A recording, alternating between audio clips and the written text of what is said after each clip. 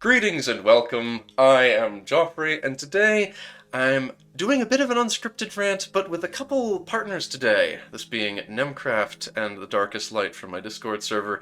They have helped me watch through this video by Generalist Gaming, and a couple of us are fans of him for Victoria 3, but unlike myself, the Darkest Light is actually good at understanding what the words he says means. He says a lot of fancy words about price inflation and dropping value and other such things, and monopolies. Darkest said that word a lot. So today, to finish the intro, we're going to cover how, across the course of this video, Generalist Gaming here takes Korea, and he will monopolize the hell out of the gold and jewelry industry and somehow manage to get the control across the vast majority of Korea to be incredibly high over just 1 century of the game. So here we start out with he's talking about the actual control and the modifiers it provides, and well, apparently, yeah, having more control actually gives market protection, which I did not remember. He explains that one of the key things he is trying to do is find. He wants to pick the specific spots, as we've gotten to here, the goods, and he is going to, as we figure out later, monopolize gold. And that requires him to increase the control that he's got in these various scattered gold locations, because gold is a very valuable resource. And what was the thing you guys were saying that it also you use it for 2 things? Minting and production of various luxury goods. Yeah. And so the idea is that Korea, most places do not have a huge amount of gold, but Korea has a somewhat abnormal amount, as well as some silver. But gold. They just have a lot of really good goods, just overall. Look at this. I think it was an excellent choice on his part to pick Korea for this example. I think he probably spent a bit. I imagine that's why he picked Korea. Mm-hmm. I imagine that if India was a little more stable, they'd also be a great example, but What do you mean? You're gonna spend first 100 years just fighting wars. Yes, I imagine that will be quite difficult, but hey, it might be fun. But here, because of his incredible amount of gold, as opposed to most people around him, and the fact that China has so many people, but compared to the amount of gold they've got, he is able to focus on increasing the amount of control he has over the gold, while keeping it as rural locations, and in producing lots of gold, he will have a lot of excess gold that he can turn into jewelry, and then that is the main focus of his game, producing large amounts of. See, when he talks about the flatlands are where you want to build your cities, because they don't have penalties, as opposed to most types of terrain and vegetation. It is quite dangerous. Have penalties to the control and just distance to capital. However, you get, he's giving examples of, I think this is his capital, which is farmlands vegetation, which gives you this population capacity, but also river flowing through. Oh, that's why he picked traditional. I see now. I was wondering for a while. Oh, pop capacity. Yeah, good catch, Nem. That explains it. I didn't notice that, actually. There's a lot of things we need to eventually keep an eye out for on what the different bonuses of the societal values give. It's a very important aspect of the game, and the 3 of us have been debating with other people that have popped in and out of our voice channel whether or not certain ones are natural picks. But I suppose the fact that there needs to be an argument is at least something of a good sign. But he builds his cities along these places that have a good population capacity and good distance from the capital, because that means that he is able to get higher control. Now, he also has these rivers that crisscross his country, though he's not showing the river map mode precisely because apparently it takes a long time to load. But he has rivers that, as he hovers over this, the point is that there's rivers that crisscross nearby his capital in a bit of an X formation, and he's able to use those to build cities along them, where hereabouts he shows the tech tree, and well, it's the Age of Discovery one. But in the Age of Renaissance, there was a particular tech that it's a dense video, so it's hard to find exactly. But during the Age of there we go, in the Age of Discovery, there's a certain tech that is a type of dam, I think. No, what are they? Not dams. What are those things where you connect rivers to each other? Canals. Yes, it's a type of river canal that he gets with a tech during the Age of Renaissance. And this enables him to vastly increase the bonus to distance to capital. But he needs to build those in cities. So he builds a bit of a crisscross formation of cities along those places, which allows him to get also the Black Death happens, yes, but he is able to crisscross them like that, which gets him better control in those areas where it truly matters, cities. Yeah, he's also basically using the fact that the capital has is a center of control and literacy and all that, and because he's building his cities next to each other, it's extending the influence in a radius. Yes. So because he's building it in a place that has higher, it enables him to build faster and cheaper, and then he can do that in the place next to him, so that next to the city he just built. So he keeps doing that the entire way. He has I'm pretty sure this map mode here is cities and towns. The red are rural, the yellows are towns, and the green are cities. So he somewhat has a radiating effect of towns around his cities that he builds, because it's more easy to migrate the pops to those adjacent places. Yeah. And the more you urbanize them, the more the control is able to emanate. As Nem was saying, if you centralize your population, it's much easier to get that better control over those areas. And as you can see, these towns, this is him in the process of building those towns to increase his centralization over these lands. I'm pretty sure that's also him trying to build a line to connect the gold to his capital. I could be wrong. He didn't build cities specifically on the gold is an important thing, because not cities. Yeah. But what I was saying is, I thought he was trying to build towns to connect the gold to his to his capital through better infrastructure. Yes. Not on them, but in a line to them. Having the towns, which he eventually turns into cities and then makes the canals on, gives him very good control access on the gold mines, despite them not being urbanized themselves. Because if you make them urban, you have less ability to make RGOs. So that's the important lesson in this. Yes. Don't build super big cities on top of valuable resources. You want to keep those as mines. However, you want to build two of those resources. Yes. It's nice to have a gold mine on just outside a big old city, so that the people, it's easy to control what goes on there. But there's also he showed a building that was a cathedral. It was a rural church or some such thing that increases the control and some literacy stuff.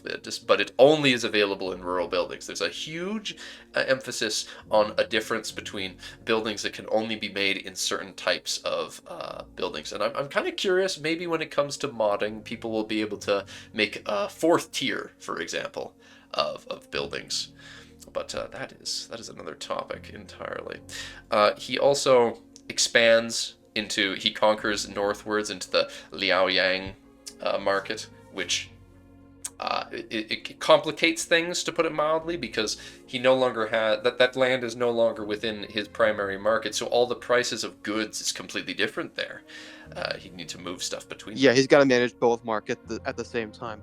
But the thing is, he was explaining at the start of the video that it's actually a good thing for him to conquer up there and then also west into the Shandong Peninsula, because it's much easier for him to extend his market access over the sea than it is to go over the land to the other side of the Korean Peninsula. And this is why, because there, Doc. Yep. It was this perfect place to land on. The distance to capital through port.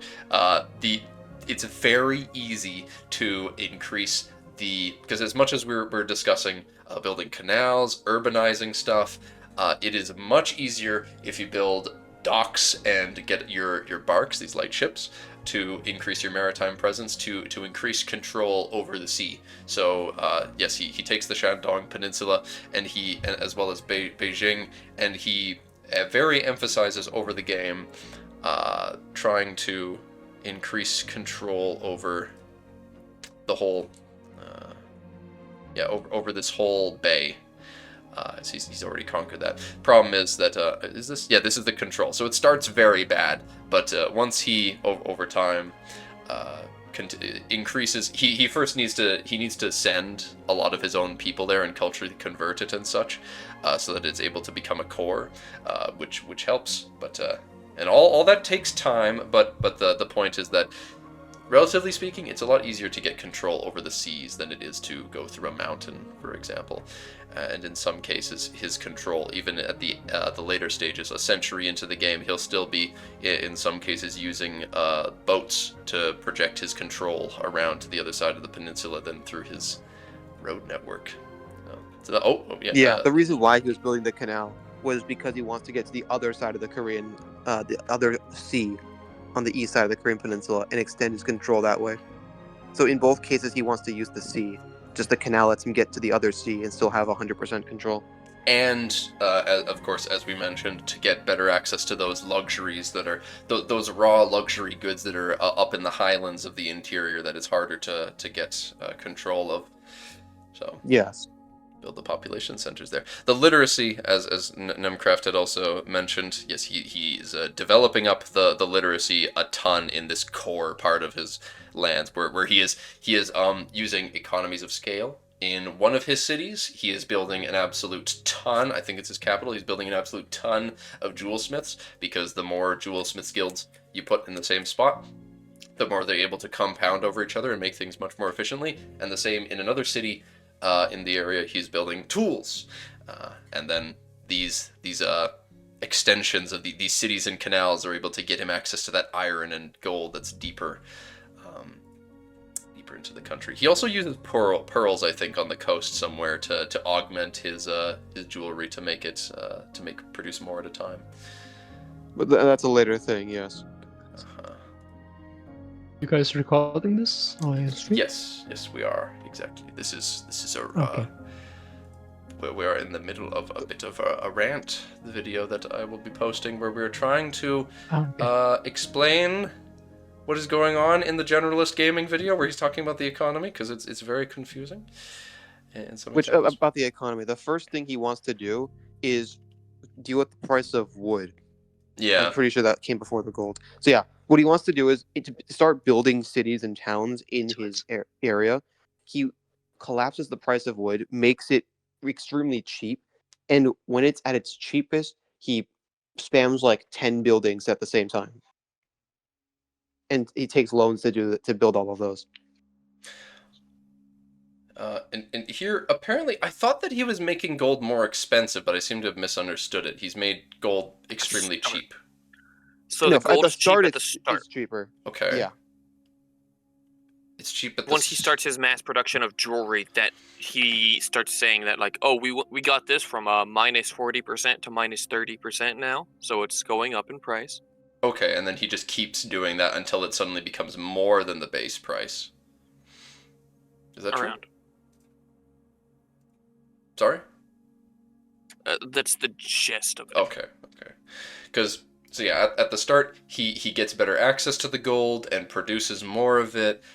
Same with wood. Same with wood and the iron for tools and such. But the key fact is that later he will continue to use up most of his gold and make gold much more expensive so that he can produce tons of jewelry. And will be selling that.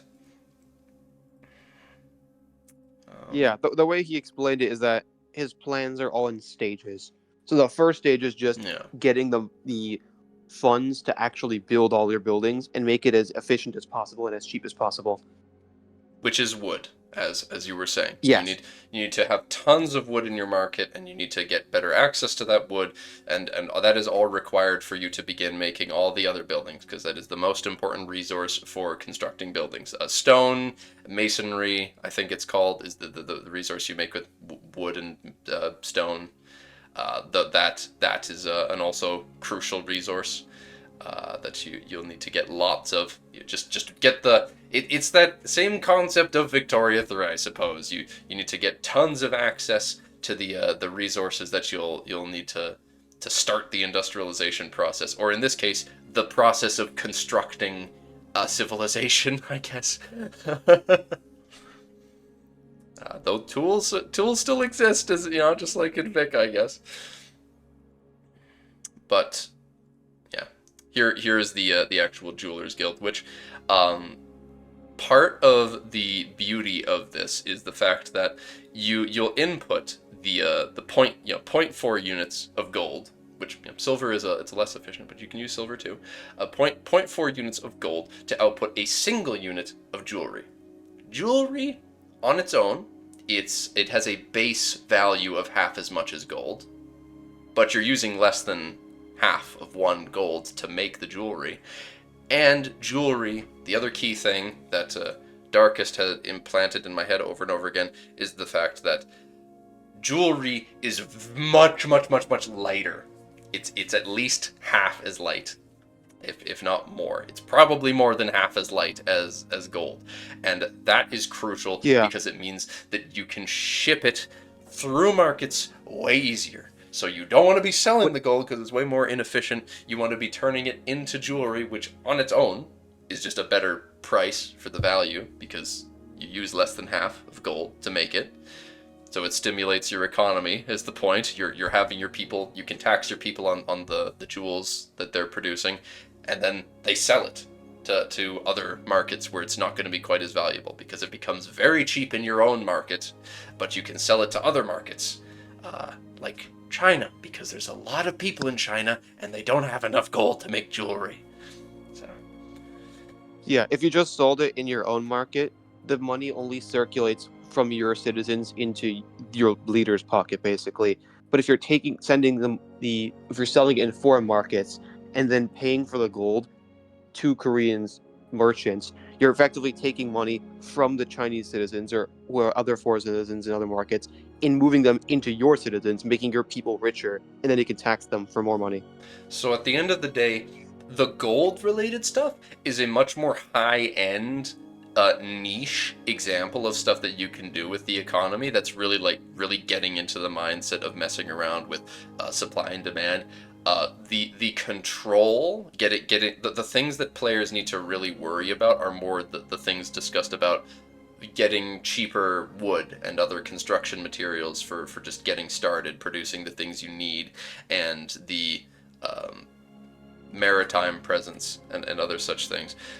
Most places in the world will not be able to make use of this jewelry concept, because other places that are prolific in gold, such as Western Africa and the New World, Central America, all that, they're not quite as open to the rest of the map, and great population centers to be able to sell said gold.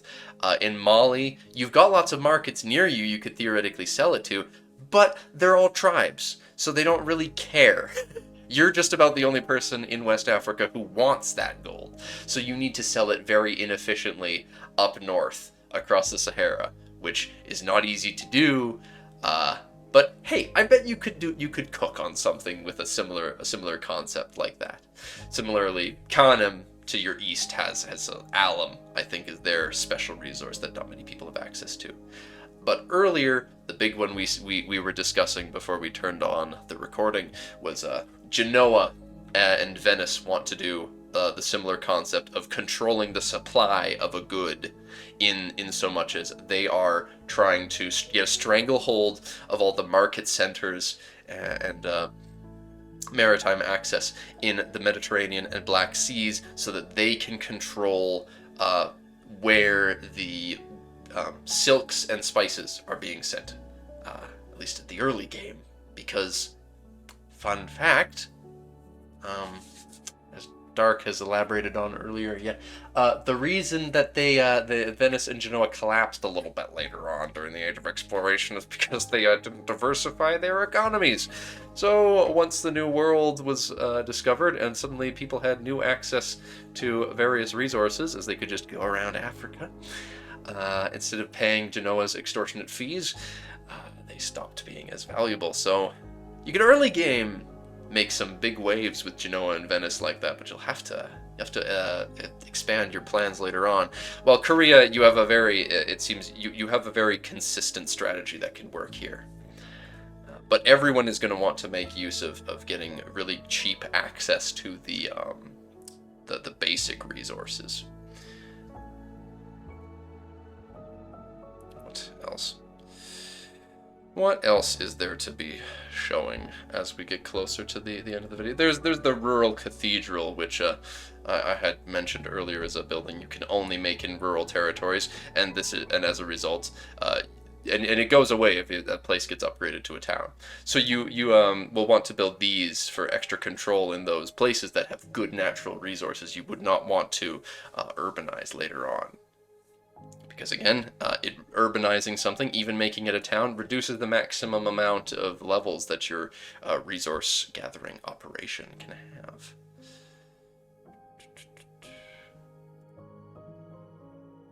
Oh gosh, that's right.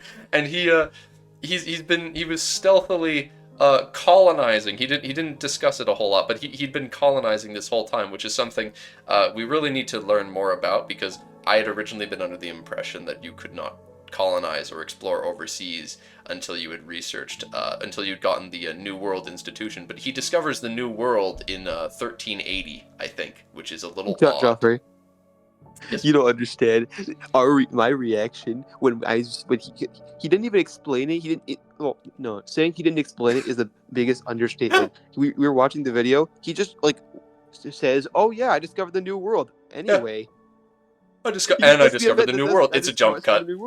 He jumps to like, oh, I discovered the New World, and then cuts away. Yep, here's just some prestige, just casually, power projection and prestige. 50 years into the game. But out here, he establishes a new market, which, because it's very far away from the rest of his land, so it's not even in his own market anymore. So it's in the Japan market, I think. So he this just makes me think, though, the fact that Korea can go into Alaska, like what year is this again? 1418. 1418. Japan can probably do this like Aleutian Isles. Yeah, Japan can do this like 20 years early, easily. Yeah, Japan could probably do this way easier. Yeah. So you take the Ainu like immediately, go up through the Bering Sea, and you can probably get to California. Like that's crazy to think about. I bet he'd be at Vancouver Island by now if he was playing Japan. Yes. Like again, you don't even need to go across the Pacific. Just go up and then back down. You just go doop-a-doop-a-doop-a-doop. Yeah, just an arc, because you're right there. Yeah. I don't know what the heck they're gonna do in regards to this, but I think there needs to be some adjustments made to the way that colonialism works. But we'll see, I guess. In any case, I think we're getting to the point where we can, because he starts to wrap up what he's talking about. Just to refocus on the whole trade goods thing. He conquered, you see, there's this Huangzhou market. He conquered that city specifically, and he released all the rest of the land around it and in a vassal so that they could manage it better. But he kept the market center himself, so that he would be the one who's controlling the market and has the trade advantage.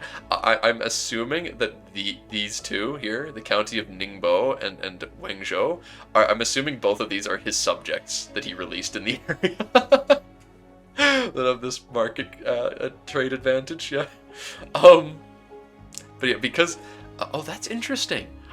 We didn't look at that before. The fact that the trade capacity of the Kingdom of Ming very high in this region compared to him. Not sure what all adjusts that fact, but yeah, he has a very small Maybe trade the capacity by provinces? comparison. Like, I'm assuming it's because of how Yeah. many you own in the trade region. Uh-huh. Probably. But essentially what all this means is that he makes money from we don't know exactly the details, but theoretically the person who owns the market capital makes money whenever trades are done in the market, and he, because he has the market capital, also has the most trade advantage, and as a result of those things, he gets first pick. He gets first pick when it comes to any trades that are done in the market. So he gets to, if there's any gold in here, for example, he can choose to pull that gold back to his country to make it into even more. Basically, the way he was explaining it is that whoever has first pick will do all their trades, and then the prices will recalculate, and then everyone else can trade. If Yep. in the order from like first, second, third. So yeah, Ming being second. Whoever's the Ming cannot do anything about it unless they just conquer the trade center and get more trade advantage. But yeah, Ming has a lot of trade capacity, so they will do like they're the only relevant person when it comes to their trade advantage, because they've got all the rest of this capacity to do whatever the heck they want. And I've got hiccups. But because he has the trade advantage, and he's got enough capacity, because jewelry does not have, it's not a very heavy resource, so he doesn't need much capacity to trade a ton of it. So he can use his capacity to trade a ton of jewels into the area, which all the Chinese pops will buy up very desperately, and then he makes a bank back at home because of that. And yeah. Can you find the screen or the part in the video where he was looking at his trades? There's a few of those, and that's really hard to find. Yeah. Yeah, I just want to look at one of them because I want to see like his individual trades and what they're looking, how he's doing those. This.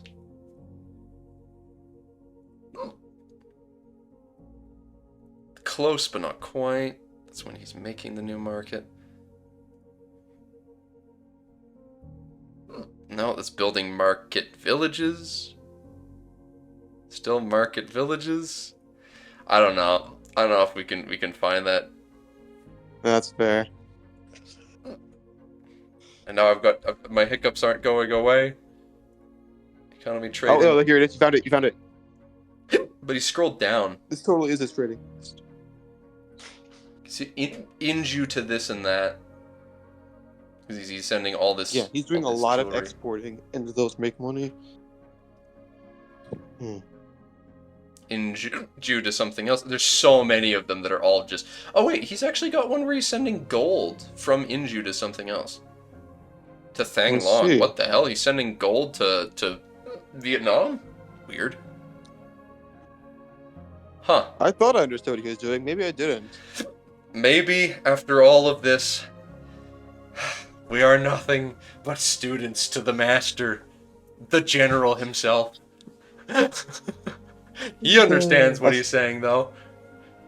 Dark, does this make sense to you? Do you understand?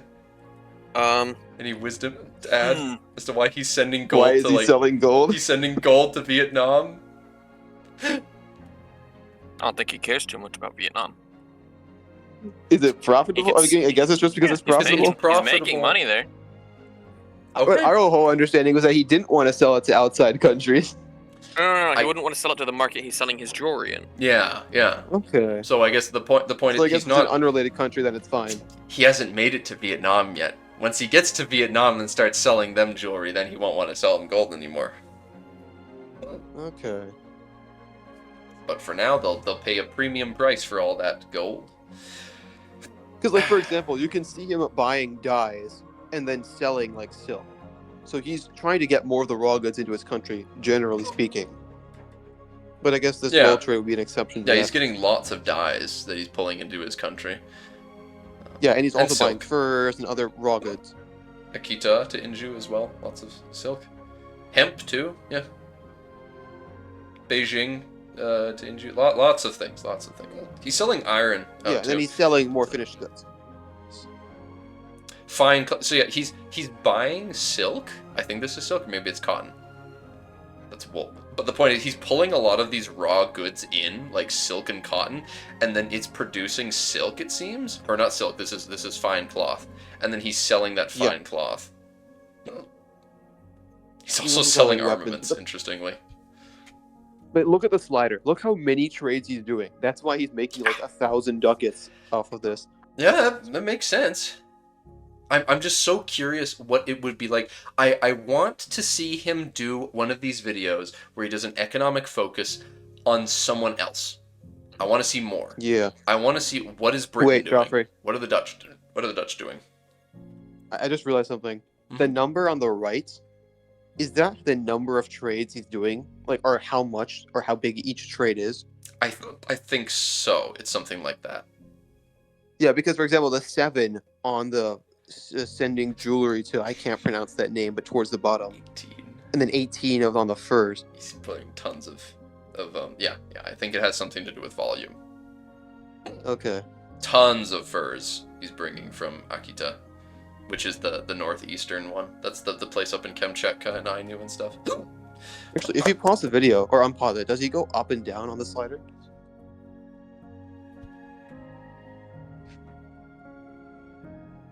He does. Oh goodness. Oh goodness. Inju to... Yeah, I don't know what the clicking of these is, but like presumably if he selects them he can like adjust them at the same time, I guess, but I don't know. That's not profitable anymore though. That's interesting. Yeah, because the way he explained it, he initially had a few like high volumes, or a few ridiculously wealthy trades, and then a bunch of shitty ones. But then later on, he's changing that to just be a bunch of good trades, so they're all like slightly profitable, and that way he's not reliant on just a couple good ones. He has a more stable economy. Gosh, he's